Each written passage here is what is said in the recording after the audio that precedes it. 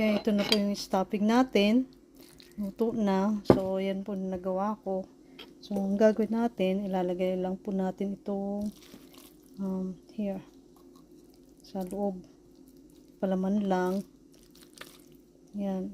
Palaman lang natin yung karne, tsaka ano. Yeah. Ito. Yan. Yan. Gawin natin. Yan. Okay. Then, lagyan natin ng cheese sa ibabaw. Yan. Kasi imi-melt natin siya. Okay. Yan. Ganyan lang pong gagawin. Okay. Tapos, lagyan natin sa air fryer mamaya. Okay. Since luto na po itong stuffing ko, yan, ano lang, imi-melt lang po natin yung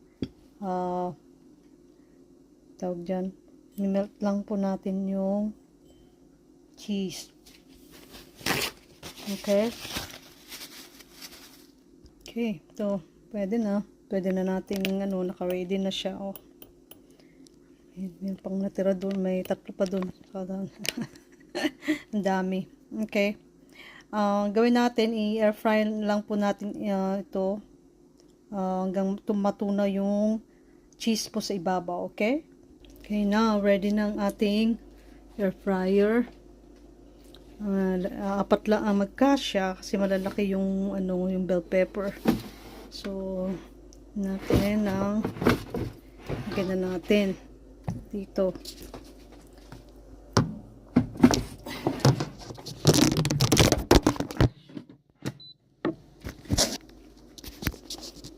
Okay.